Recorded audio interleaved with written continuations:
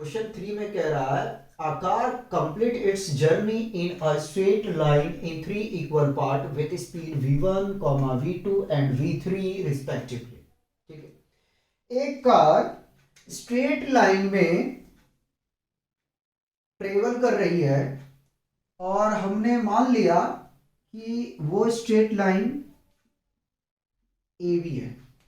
ठीक है, अब इस ए बी डिस्टेंस को ट्रेवल करने के लिए ये कार 3 डिफरेंट स्पीड के साथ में ट्रेवल कर रही है। ठीक है, सी मान लिया और ये पार्ट डी हमने मान लिया। ठीक है, ए टू सी चलने के लिए कार की स्पीड क्या है v1 और सी टू डी जब ये कार चलती है तो v2 स्पीड हो जाता है। डी टू बी में जब चल रही है तो ये कार की स्पीड v3 हो जाती है। क्वेश्चन आगे में कह रहा है average speed v is given by, जबकि एवरेज स्पीड हमारे पास में क्या गिवन है, v गिवन है। तो बेसिकली अपने को जो कैलकुलेट करना है वो एवरेज स्पीड ही कैलकुलेट करना है। अभी शॉर्ट में समझा दूंगा, परेशान मत। तो हमने मान लिया कि ए से बी का जो दूरी है वो क्या है, x मीटर का है। ठीक है, x मीटर का है, x मीटर का। तो देखो ए से सी का जो डिस्टेंस होगा क्या x/3 होगा, सी टू डी का डिस्टेंस x/3 होगा, डी टू बी का डिस्टेंस x/3 होगा। सोचो जरा। ठीक है, तब तक मैं लिख रहा हूं, सोचो क्या होगा ये।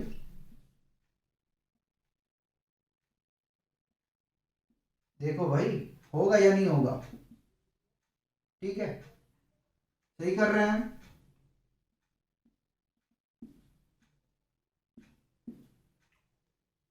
ठीक है, चलो अब हमने तो डिस्टेंस को मैनेजमेंट कर लिया, कोई प्रॉब्लम नहीं है। अब देखते हैं ए से सी तक जाने में टाइम कितना लगा। ठीक है, तो इसको हमने मान लिया क्या t1, सी टू डी में जाने में कितना समय लगा इस दूरी को कवर करने में, तो t2 मान लिया। और डी टू बी डिस्टेंस को कवर करने में कितना टाइम लगा, इसको हमने t3 मान लिया। ठीक है, अब समझाता हूं आपको शॉर्ट।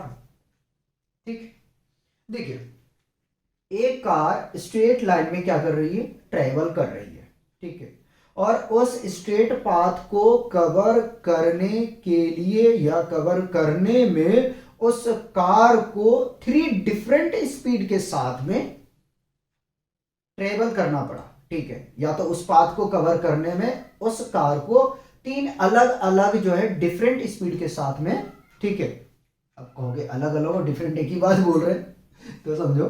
तो उस पाथ को कवर करने के लिए उन्हें 3 डिफरेंट स्पीड के साथ में चलना पड़ा। ठीक है, तो हमें यह बताना है कि उस कार का एवरेज क्या रहा।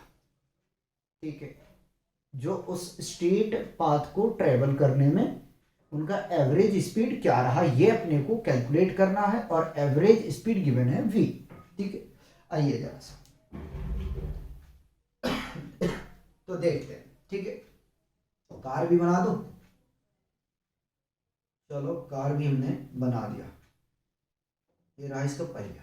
चलो मान लेना कार है। ठीक है,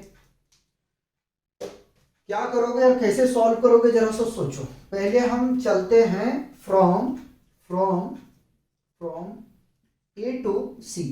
ठीक है, ए टू सी में देखते हैं। ठीक है, तो क्या हम टाइम निकाल सकते हैं, तो t1 इज इक्वल टू क्या होगा, डिस्टेंस बाई स्पीड, है ना। और डिस्टेंस कितना है, x/3 divided by v1। Similar हम t2 निकाल लेंगे, t2 is equal to x/3 v2। और t3 भी कैलकुलेट कर दो, तो t3 क्या आ जाएगा, t3 इज इक्वल टू अपने पास में आ जाएगा x3/v3। ठीक है, हमने यहां से क्या कैलकुलेट कर लिया, टाइम कैलकुलेट कर लिया। ठीक है, सारे को क्या करना है, बांध देना है। लेकिन याद रहे हमने यहां लिखा ए टू सी में जो टाइम कैलकुलेट किए वो ये है। ठीक है, अगर आप चाहो तो इसके लिए आप लिख लो, यहां से लिख लो t2 कहाँ है, from C to D, from C to D. और इसके लिए लिख लो आप फ्रॉम डी टू बी, ठीक है। नहीं तो कहोगे यार डायरेक्ट निकाल दिए हो। बताओ, यहां तक कोई कंफ्यूजन नहीं होना चाहिए। और डिस्टेंस क्या है, x मीटर है। हमें स्ट्रेट पाथ का कुछ पता नहीं है कि उसके डिस्टेंस क्या, तो हमने x मान लिया, ठीक है। अब निकालना है हमें एवरेज स्पीड। तो v a v g is equal to होता है टोटल डिस्टेंस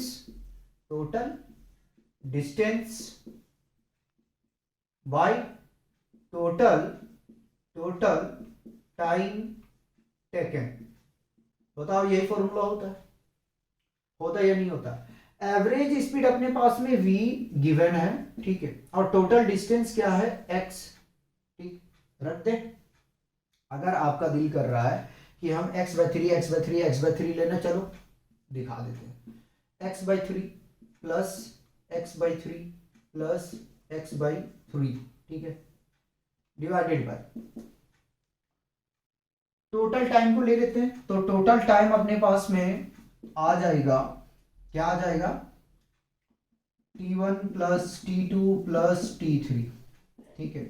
तो एलसीएम ले लेते हैं भाई, 3 आ जाएगा, x प्लस x, इतना तो पता होगा।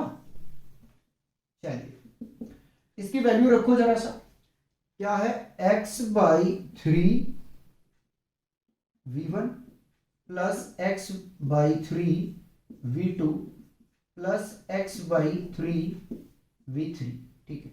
आंसर देख लो किस फॉर्म में है, तो उसको ध्यान में लेके चलोगे।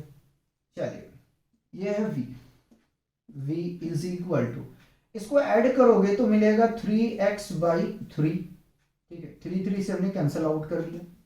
और यहां से अगर हम कॉमन ले लें, क्या कॉमन ले लें, x/3 है ना, x/3 लेंगे तो मिल जाएगा 1/v1 plus 1/v2 plus 1/v3, ठीक है। अरे देखो सबके पास में क्या है, x/3, तो हमने क्या किया, कॉमन कर लिया, ठीक है। और अगर हम देखें तो इस x से इस x को काट दें तो कोई परेशानी होगा, नहीं होगा, ठीक है। चलिए v इज इक्वल टू बचा है क्या हमारे पास में 1, ठीक है। और अगर 3 को मल्टीप्लाई कर दें इसके पास में तो कोई कंफ्यूजन नहीं होना चाहिए, ठीक है। तो 3 divided by 1/v1 plus 1/v2 plus 1/v3, यहां तक कोई कंफ्यूजन है तो मुझे बताओ, ठीक है। आगे में चलते हैं, इधर लेके आते हैं, ठीक है। तो v इज इक्वल टू, अगर मैं 3 को डिवाइड में ले आऊं तो 3 1/1 plus v1 plus 1/v2 plus 1/v3 आ जाएगा।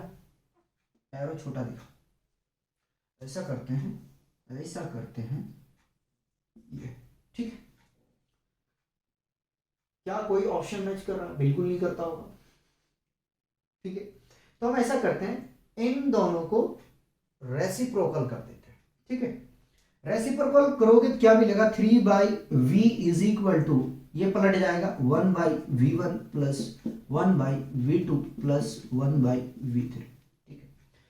दूसरी बात यह है कि आप एलसीएम भी ले सकते हो, फिर बाद में आपको अलग अलग करना पड़ेगा। एलसीएम लोगे तो ऊपर आपका पहुंचेगा v1 v2 v3, फिर उसको आप चाहो तो आंसर को मैच करने के लिए पलटना पड़ेगा, यहां से क्वेश्चन और डिजाइन होगा, ठीक है। कंफ्यूज नहीं होना। अगर मैं ऑप्शन चेंज कर दूं तो यहीं पे जो है आपको सॉल्व करने का तरीका बदलना पड़ेगा, ठीक है। तो ये आपका सॉल्यूशन यहां से कंप्लीट होता है, ठीक है। देखो जरा, कोई ऑप्शन मैच कर रहा है, अच्छा जी, डी कर रहा है। तो इस तरीके से आपको जो है ना सॉल्व करना है। एक ही चीज बार बार मैं कहता हूं कि यार देखो, अगर आप खाब देख रहे हो कि मैं आईआईटी जे मेंस का तैयारी करूंगा, तो बेटे जब तक आपका फाउंडेशन अच्छा नहीं होगा ना तो आप हमेशा मारे जाओगे, ठीक। अपना बेस अच्छा करो, क्वेश्चन को ज्यादा से ज्यादा प्रैक्टिस करो। उससे ज्यादा इंपॉर्टेंट है कि क्वेश्चन को आप अच्छे तरीके से रीड आउट करो, क्वेश्चन क्या कह रहा है, क्या आपको दिया गया है, ठीक है। ये चीज ऑब्जर्व करना बहुत जरूरी है, ठीक है। सॉल्व करने के लिए तो आ ही जाएगा यार, और कर ही लोगे, कोई सी बात नहीं है।